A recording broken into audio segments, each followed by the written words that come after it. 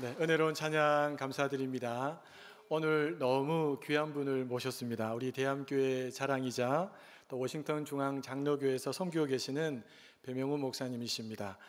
담임 목사가 되고 첫 번째 강사로 우리 배명훈 목사님을 모시게 돼서 개인적으로 너무 기쁘고 감사합니다. 이제 우리 목사님 나오셔서 역사의 물줄기를 바꾸어내는 사람이 되라 라는 제목으로 말씀 전해 주실 텐데요. 2부에도 큰 은혜가 있었습니다. 우리 3부에는 더 큰 은혜가 있을 줄 믿습니다. 우리 이제 목사님 나오실 때 목사님 환영합니다, 사랑합니다 라는 마음을 담아서 박수로 모시도록 하겠습니다.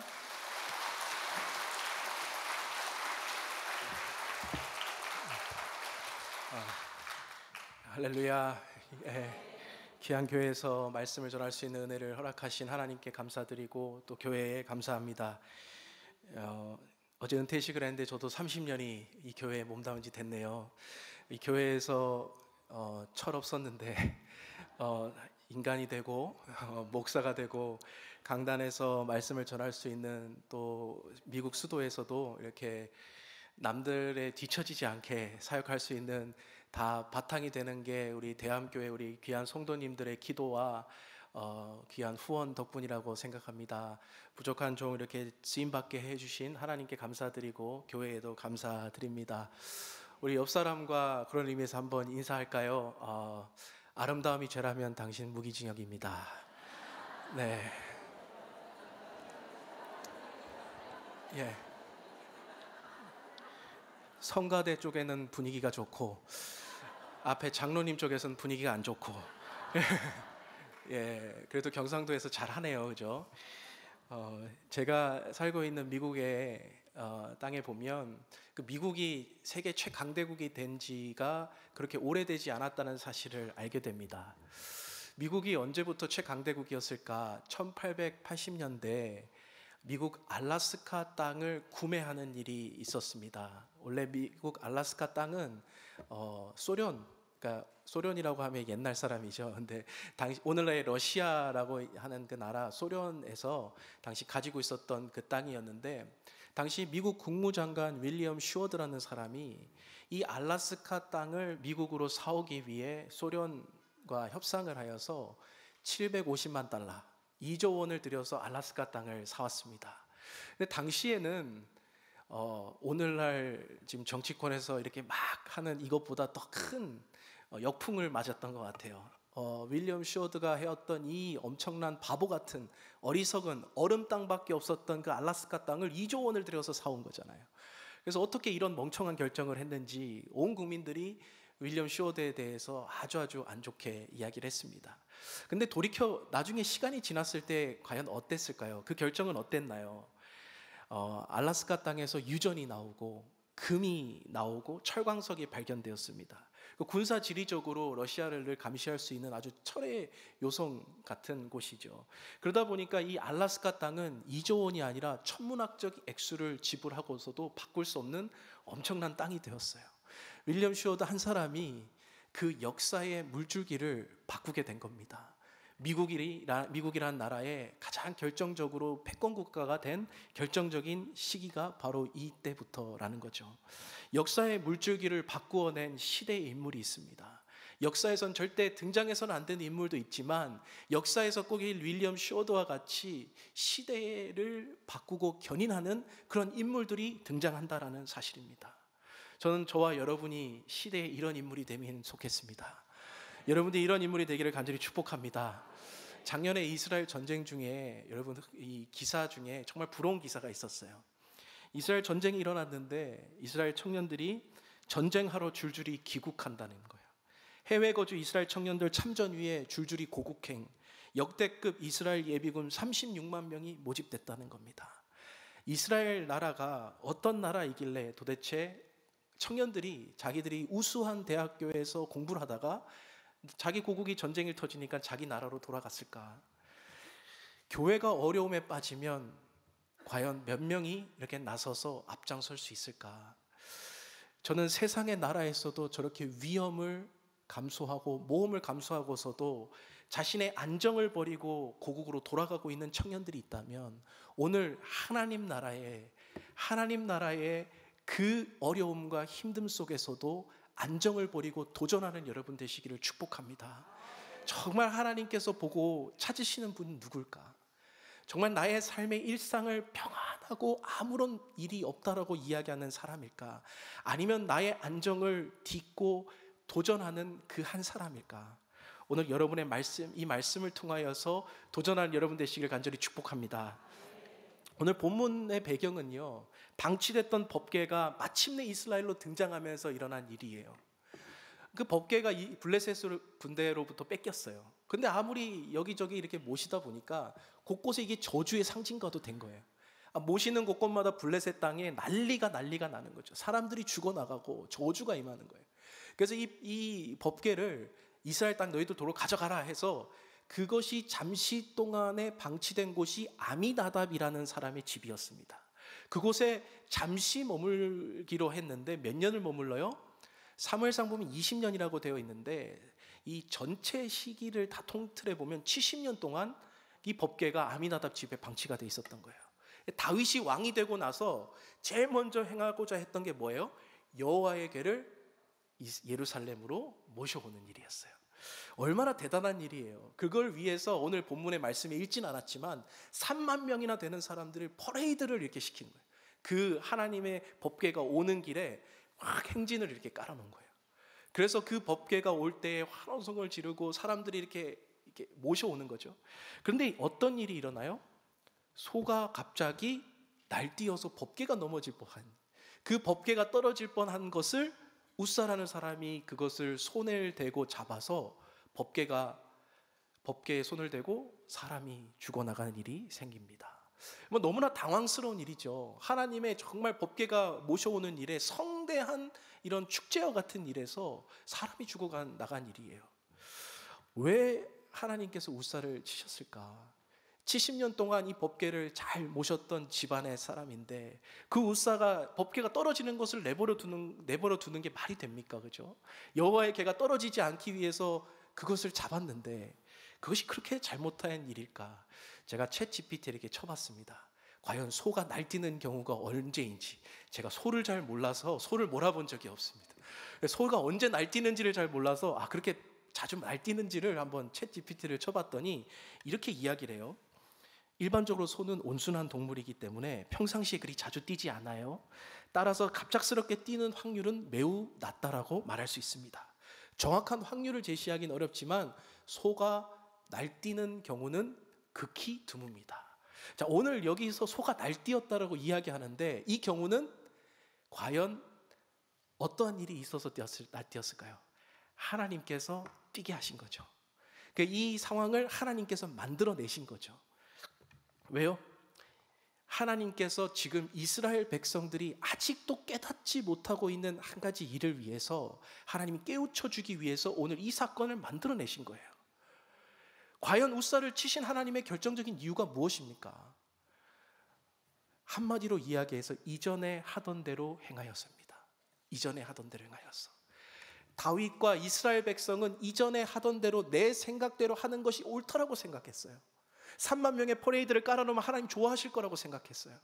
그리고 법궤를 정말 성대히 모셔오면 잘할 줄 알았어요. 하나님이 정말 기뻐하실 줄 알았어요. 여호와 궤를 모셔오기만 하면 제일 좋을 줄만 알았어요. 근데 그것이 사사시대와 사무엘 그 이전 시대와 똑같은 일이었어요. 여호와를 궤를 모셔오면 무조건 정쟁에서 승리할 거라는 거. 여러분, 이러한 생각들이 바뀌지 않고 이스라엘 백성에게 계속 메커니즘처럼 돌아가고 있는 거예요. 근데 여러분, 여호와의 궤를 옮길 때부터 어떻게 하나님께서 원하시는지 말씀을 한번 보세요. 민수기 4장 14절부터 15절, 오늘 읽지 않았던 말씀인데요, 하나님의 궤를 옮기는 방법이 나와 있어요. 성경의 방법은 가죽 덮개를 그 위에 덮어야 돼요. 그리고 그 채를 꿰서 이걸 들어야 돼요. 그 성물을 만지면 안 된다라고 적고 있어요. 그리고 고앗 자손이라고 하는 레위 지파가 그것을 매도록 하나님께서 특별하게 이 방법을 제시한 거예요. 근데 오늘 여기 다윗과 아미나 이 분들이 지금 어떻게 모셔오고 있어요? 사무엘상 6장 7절 8절에 보면 새 수레를 하나 만들고 멍에를 메어보지 않는 소 2마리를 끌어와서 수레에다가 싣고 그것을 끌고 오고 있는 거예요. 여러분, 이건 누가 하는 방법이에요? 블레셋 사람들이 하는 방법이에요. 블레셋 사람들이 이스라엘 백성에게 이 궤를 보낼 때 자기들의 손으로 만지고 싶지도 않은 거예요. 왜냐하면 만지면 죽을까 봐. 그래서 그것을 그냥 수레를 만들어서 오늘날로 말하면 리무진에 태워서 이걸 보낸 거죠. 그러면 그 리무진을 깨끗하게 해서 가장 좋은 리무진을 하면 하나님 가장 좋아하실 거라고 생각한 거죠. 그런데 하나님께서는 그게 아니라고 말씀하시는 거예요. 오늘 우리가 생각하는 가장 편한 방법, 가장 경제적인 방법, 내가 생각했을 때 가장 성대한 것이 아니라고 말씀하시고, 하나님이 생각하는 방법은 말씀대로라고 이야기하고 계시는 거예요. 하나님은 말씀을 주셨고 그 말씀대로 하나님을 다루기를 원하시고 말씀대로 하나님을 만나기를 원하시는데, 오늘은 내가 내 뜻대로, 내 방식대로, 내 편리대로 하나님 만나러 오니 하나님께서 그거에 대한 분노가 일어나는 거죠. 하나님은 오늘 이것에 대해서 이스라엘 백성에게 깨우치기를 원하시는 거예요. 사사시대 때부터 이어졌던 무지가요, 아직까지 진행되고 있는 게 뭔지 아세요? 여러분, 이 여호와의 궤가 아미나답 집에 이게 모셔졌거든요. 아미나답 집이 제사장 집입니다. 주의 종인 가정에서 하나님의 말씀을 몰랐다는 사실이에요. 여러분, 이것은 주의 종이 책망받을 일이라고 이야기하는 시대가 아니라 그 모든 시대가 하나님의 말씀에 무지했던 시대라고 말할 수 있는 거예요. 하나님의 궤를 모시는데 하나님의 말씀을 모르고 그걸 그냥 모셨어요. 그리고 그냥 어떻게 모셨을까요? 그냥 방치해 놓은 거죠. 하나님께서 한 번의 실수로 하나님께서 이렇게 치신 게 아니라 하나님께서 지금 여호와에게를 어떻게 하나님을 다루고 있는지를 보신 거예요. 하나님의 임재의 상징이라고 말하고 있는 그것에 하나님이 지금까지 70년 동안 어떻게 모셨는지를 보고 있었던 거죠. 한 번도 우리가 생각하고 있는 그 종교의 의식 속에 하나님이 안 계셨던 거예요.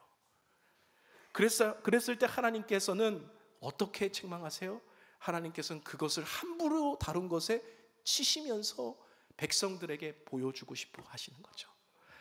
하나님의 뜻을 묻지도 않았던 다윗이요, 늘 하나님께 묻자와 아뢰되 묻자와 아뢰되 이렇게 말씀하였던 다윗 속에서 하나님의 뜻을 묻지도 않고 당연히 하나님께서 좋아하시는 거야. 왜냐하면 하나님께를 모셔오는 거니까. 그런데 하나님께서 원하시는 것은 하나님의 방법대로 하나님의 뜻을 행하고 하나님을 만나기를 원하는 거예요.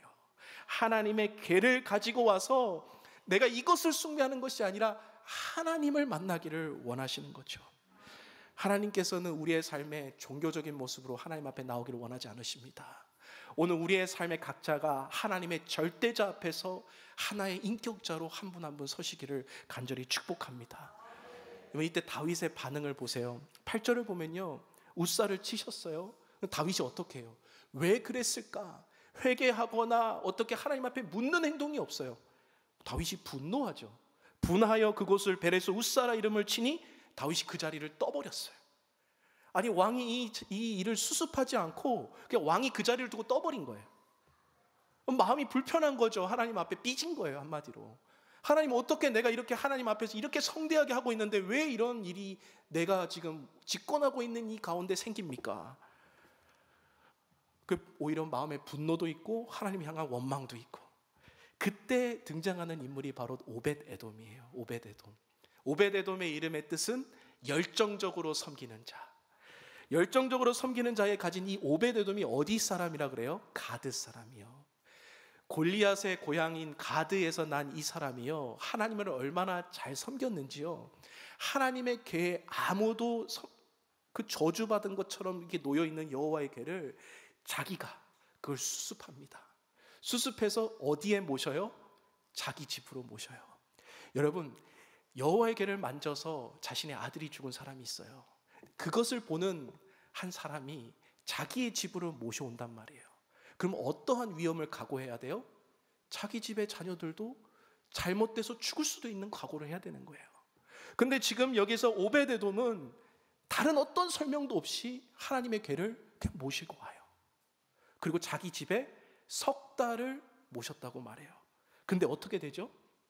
3개월을 모셨는데 복을 받았습니다. 복을 받았는데 그 자녀들이 받은 복을 역대상 26장 4절부터 8절까지 이렇게 말해요. 그네 자녀들 중에서는 다스리는 자가 나와요. 큰 용사가 등장해요. 능력 있는 자가 나와요. 직무를 잘하는 자들이 나와요. 62명이 되는 자손들이 성경의 이름에 기록되어 있어요. 그리고 이들은 나중에 성전 문지기에 쓰임받고 성경에 기록된 인물들로 이 오베데돔의 자손들이 등장해요. 여러분, 가드 사람은 듣보잡이에요. 골리앗에 태어났던 역적 집안이야, 블레셋 사람. 근데 그 사람 중에서 한 사람이 여호와의 길을 3개월을 잘 모셨는데 어떤 일이 일어납니까? 자기들의 자녀들이 승승장구하고 자손 대대로 복을 받는 이것을 경험하게 되는 거예요. 우리 모두가 원하는 게 바로 이거 아니에요. 근데 도대체 어떻게 섬겼길래 70년을 섬긴 이 아미나답과 자손들은 이렇게 벌을 받게 되었고 3개월을 섬겼던 이 오베데돔은 하나님 앞에 복을 받았는지 오늘 두 가지로 살펴보고자 합니다. 첫 번째로는요, 우리의 섬김 자체가 내 방식대로, 내 방법대로가 아닌 하나님의 방법대로야 될 줄로 믿습니다. 뭐로 가면 서울이 아니고 하나님의 방법대로 우리가 한 스텝 한 스텝을 나아갈 때 하나님께서 우리를 축복하시는 거예요. 여러분, 우리가 기계나 물건을 사면요, 남자들은 설명서를 보지 않습니다. 그리고 우리가 스스로 조립하고 만지다가 고장을 내요. 그러면 이제 아내에게 혼나죠. 그래도 반성의 기미는 없어요. 우리가 제일 잘하니까. 근데 늘 우리가 생각해야 되는 것은 거기 매뉴얼이 있습니다. 운전을 할 때 가다 보면 우리가 내비게이션을 찍으면 금방 찾을 수 있는데 남자들은 어떻게 해요? 내가 아는 길을 이제 가요. 내 방법대로. 그러다 보면 저도 종종 길을 잃거나 놓쳐요. 나를 의지하다 보면. 근데 우리가 여기서 알 수 있는 방법은 무엇이냐면 내가 생각하는 방법보다 훨씬 더 나은 방법이 있는 거예요. 기계나 그 조립하는 원래의 그 만든 사람들이 만들어 놓은 설명서를 보면 훨씬 더 쉽게 할 수 있는데 우리는 내 방법대로 그걸 하다가 망쳐요. 길을 찾는 것도 기계와 위성이 우리를 알려주는데 우리는 내 방법대로 하다가 그것을 놓친단 말이에요. 우리의 자녀들에게는 어때요? 제가 이 비타민 젤리를 아이들에게 이렇게 줘요. 그러면 이제 애들이 줄을 서서 이렇게 딱 먹는데 저희는 3명이니까 위에 큰 아이는 3개를 주고 둘째 아이는 2개를 주고 막내 아이는 하나를 줍니다. 지금 2부 때는 이 얘기를 안 했어요. 왜냐하면 아이가 절대 얘기하면 안 된다고. 내 얘기를 하면. 저도 싫어했기 때문에 그때는 안 했는데 지금 없어서 지금 하는 건데, 그러면 둘째 아이가 늘 저에게 와서 하는 이야기가 있어요. It's unfair. 왜 나는 2개 주고 언니는 3개 주고. 이거 안 된다는 거예요, 자기 생각에는. 근데 여러분, 거기 비타민 젤리 통에 보면 이 적혀 있어요. 몇 살부터 몇 살까지는 3개를 주고 몇 살 이상은 몇 살부터 몇 살까지 2개를 주고 몇 살부터 몇 살까지 하나를 주라는 거예요. 근데 이 아이는 unfair하다는 거예요. 근데 자기 방법과 자기 생각에는 이게 맞지 않는데 제가 볼 때는 이 비타민 회사에서 보면 3개를 주고 2개를 주고 1개를 주는 게 맞는 거죠. 여러분, 우리는 늘 내 생각을 옳다고 고집할 때가 많이 있어요. 근데 우리가 진정으로 구해야 하는 건 하나님으로부터 듣는 마음이에요. 솔로몬이 하나님 앞에 무엇을 구해서 하나님께서 정말 좋아하셨죠? 듣는 마음이요. 듣는 그 지혜가 듣는 마음이거든요. 그 지혜의 듣는 마음 속에 성도들, 이 백성들의 지혜를 구하는 것, 듣는 마음을 구하는 것뿐만이 아니라 하나님으로부터 듣는 마음을 솔로몬이 구했다는 거예요. 우리의 삶 속에서 하나님으로부터 그 듣는 마음을 통하여 우리가 세상의 삶을 살아갈 수 있다면, 하나님의 방법대로 찾아서 살아갈 수 있다면 우리는 분명 하나님의 방법대로 이 오벳에돔처럼 살 수 있을 거라고 생각합니다. 여러분, 언약궤 안에 무엇이 있었을까요? 그 아까 언약궤, 여호와의 궤 안에. 이거는 좀 난이도가 높은 질문이어서 대답을 선뜻 잘 못하시는데 아론의 쌍난 지팡이와 만나와 십계명이 그 안에 놓여져 있어요. 정말 우리가 이걸 볼 때는 정말 하나님이 주신 거니까 정말 귀하다, 이걸 가지고 오면 늘 승리한다, 이렇게 생각을 하는데, 여러분 정작 곰곰이 묵상해 보면 이 3가지가 다 이스라엘 백성이 실패했을 때 주어졌던 거예요. 여러분, 아론의 쌍난 지팡이가 언제 주어졌죠? 백성들이 영적 지도자인 이 모세에게 이렇게 대항했을 때, 하나님께서 그 도전을 잠재워 주시면서 하나님이 주신 표징이에요. 그러면 십계명 때 이스라엘 백성은 잠잠했었나요? 금송아지를 숭배했죠. 그 금송아지를 숭배할 때 이 십계명을 깨고 다시 받아온 게 십계명이잖아요. 그리고 여러분, 만나는 여러분이 기도하면서 받은 게 만나였나요? 원망과 불평 속에서 하나님께서 부어주신 게 만나였어요. 여러분, 이 3가지가 다 공통점이 뭐냐면 이스라엘 백성이 불평과 원망과 교만함 속에서 주어졌던 건데, 그것을 통하여 하나님께서 이것을 그 언약궤 상자 안에 넣고 계속해서 지켜보라고 하는 이유는 뭐냐면, 우리의 실패 속에서도 하나님의 은혜는 계속 작동하고 있다는 것을 알려주고 싶은 거잖아요. 우리의 실패와 연약함과 우리의 불평과 원망은 여전히 진행되지만 하나님의 은혜와 하나님의 공급하심은 여전히 있다라는 거예요. 그래서 그걸 실패를 돌아보고 하나님 앞에 나아갈 때 하나님께서 우리를 위해 승리케 해주신다는 은혜인데, 이것을 가지고 오면서 승리로 하게 간다는 그 절차가 하나님 보셨을 땐 얼마나 어리석은 일이라는 거예요. 하나님께서는 우리 가운데 우리의 교만과 불순종한 그 옛날 일을, 그 언약궤를 바라보며 그곳에서 제단 피를 뿌려서 다시 한번 우리가 회개하고 하나님 앞에 나아가서 주님 앞에 나아가는 그 길 속에 승리가 있다는 것을 보여주고 싶으신 거예요. 하나님의 궤는 단순한 차원의 승리가 아니라 하나님께서 보시는 궁극적인 우리의 인생 삶의 승리고 하나님이 원하시는 부르심일 줄로 믿습니다. 하나님께서 모세를 부르실 때요, 마찬가지예요. 충돌되는 부분이 뭐예요? 모세는 내가 어떻게 이걸 합니까? 하나님께서는 내가 하겠다. 하나님이 주도권을 지느냐, 모세가 주도권을 지느냐, 그 차이가 되는 거 아닐까요? 부르심의 주체가 누가 되는 것인지, 하나님께서는 네가 하는 게 아니라 내가 하는 거야. 내 방법대로 내 뜻대로 행한다는 것을 이야기하고 있는 거예요. 모세는 홍해를 가를 거라는 걸 생각 못했을 거예요. 만나가 내려오고 메추라기가 내려오고 불기둥이 있고 이런 걸 생각도 못했을 거예요. 그는 단순하게 하나님의 부르심 앞에 순종하며 섰어야만 그 모든 것을 경험할 수 있었어요. 모세는 내 뜻과 내 방법대로 생각하며 그 자리를 쓴 게 아니라고요. 오직 하나님께서 하나님의 방법대로 모세를 이루어 가신 거죠. 오늘 저와 여러분이 하나님의 시선으로 우리의 삶을 바라보기를 소망합니다. 하나님의 방법대로 우리가 삶을 살아가기를 소망합니다. 우리의 살아가는 자녀들을 바라보면 지금 눈에 보이는 대로는 소망이 없어요. 줄을 세워보면 1등, 2등, 3등 무슨 소망이 있겠어요, 그죠? 울산에서 1등 해도 전국엔 1등이 아니래요. 전국에서 1등 해도 세계에서는 또 1등이 아니래요. 뭐 어떻게 해야 1등이고 어떻게 해야 성공하는지는 모르지만 하나님께서 우리에게 알려주시는 것은 하나님의 방법대로 아이를 바라보기 시작하면 소망이 생깁니다. 이 아이를 통하여 모세를 만드신 것처럼 이 아이를 통하여 하나님 다윗을 만드시고, 이 아이를 통하여 하나님 국가와 민족과 열방을 향하여 하나님 바꾸실 사람들을 하나님이 이 교회와 이곳에서 이 예배 자리에서 하나님께서 만들어내시는 거예요. 그렇기 때문에 우리는 하나님의 방법을 신뢰할 줄로 믿습니다. 하나님께서는 우리를 통하여 일하고 싶어 하세요.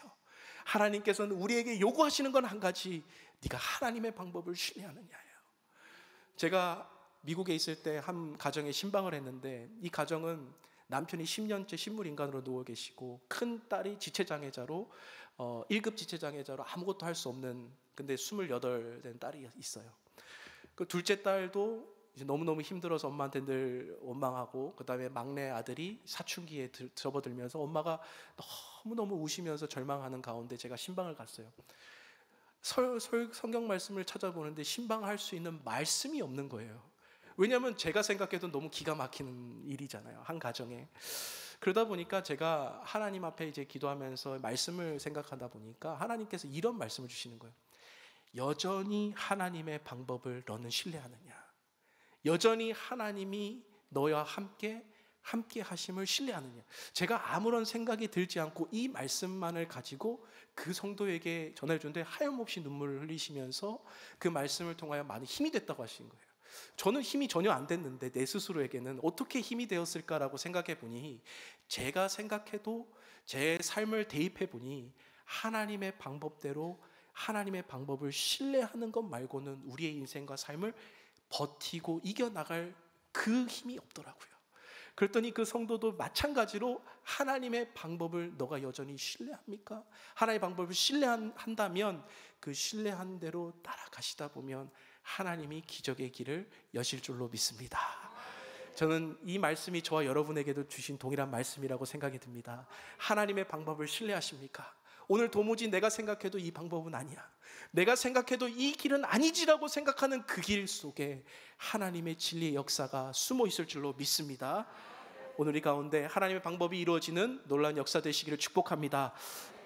두 번째로는 영적인 도전을 행하라는 겁니다. 영적인 도전을 향하여. 여러분, 오벳에돔을 향하여 길게 설명하지 않아요. 오벳에돔을 향하여서 여호와의 궤를 자기 집에 메어 갔다. 그리고 석 달 동안 있었다. 그리고 하나님 복을 주셨다. 이게 다예요, 설명. 어떠한 설명이 있을까? 근데 이 오벳에돔이 어떠한 마음을 가지고 그 여호와의 궤를 모셨을까요? 그 위험한 그 여호와의 궤를 자기의 집에 모셔오면서 그 영적 도전 앞에서 하나님이 어땠을까요? 하나님께서 너무너무 기쁘셨을 거예요. 다윗조차도 하나님의 마음을 몰라주는 이때에 누군가가 하나님의 그 여호와의 궤를 정성스럽게 모셔오면서 영적인 도전을 행하였던 것, 하나님을 진정으로 모실 줄 알았던 사람, 그 사람이 바로 오벳에돔 아니었을까요?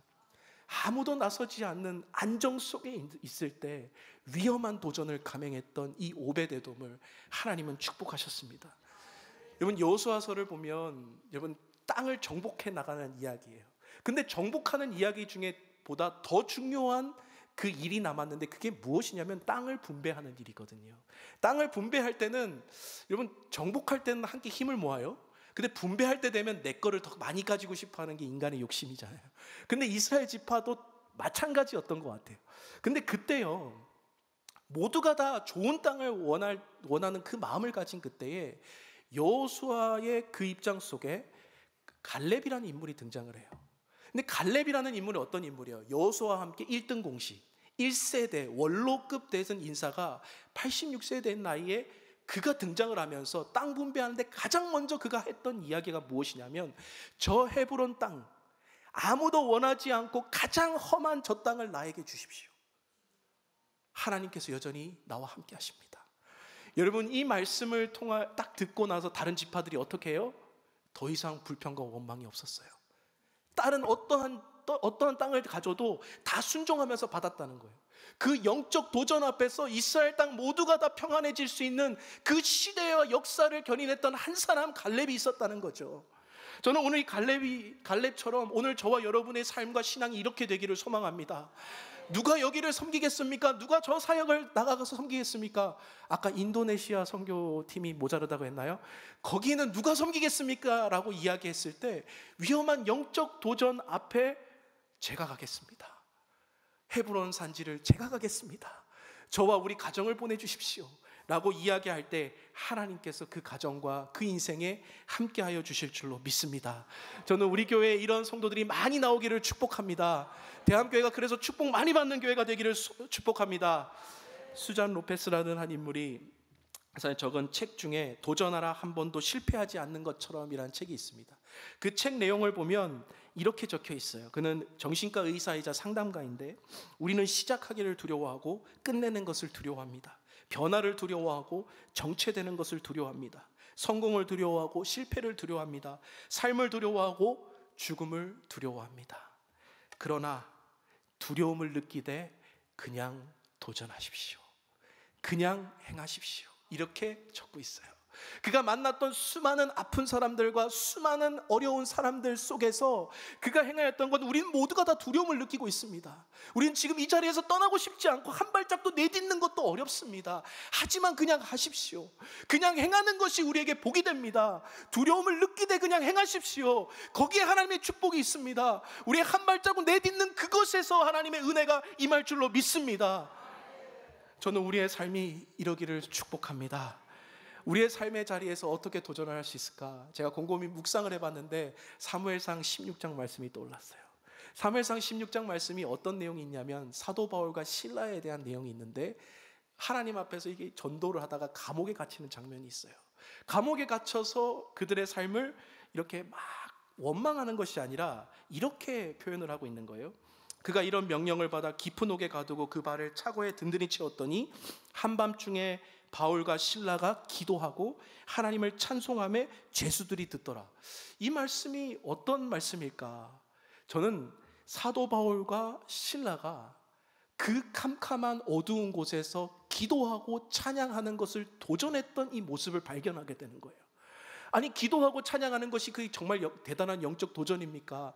네, 성도들을 만나보면 기도를 하는데 기도가 막힌 성도들이 있어요.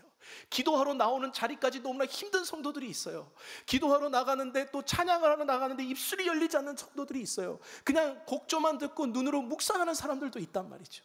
그런데 이 사도 바울과 실라는 그 감옥 밑에 그곳에서 무엇을 결정했냐면, 하나님을 원망하는 것이 아니라 내가 이 자리에서 기도하고 찬양하기로 결단합니다.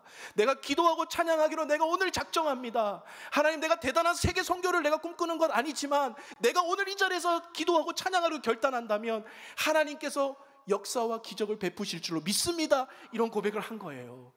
정말 너무너무 대단한 고백이라고 생각이 듭니다. 세계 선교를 위한 도전, 너무나 대단한 거죠. 근데 오늘 내가 선 이 자리에서 기도하고 찬양하기로 결단하는 것, 하나님이 보여주신 최고의 도전이 될 줄로 믿습니다. 지금 내가 서 있는 삶에서 답답한 상황을 만났습니까? 기도하기를 도전하십시오.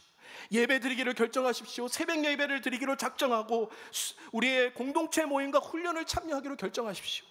그럴 때 이 도전을 시작할 때야 하나님께서 우리의 삶 가운데 붙여주시는 은혜, 하나님이 호위하시는 은혜가 여러분의 삶 가운데 되기를 간절히 축복합니다. 말씀을 마무리하면서요, 오베데돔의 이 거룩한 도전 이후에 다윗의 예배가 바뀌게 돼요. 다윗은 더 이상 여호와의 궤를 모셔오는데 현안이 된 게 아니라 하나님 앞에서 예배하는 자로 서게 되는 거죠.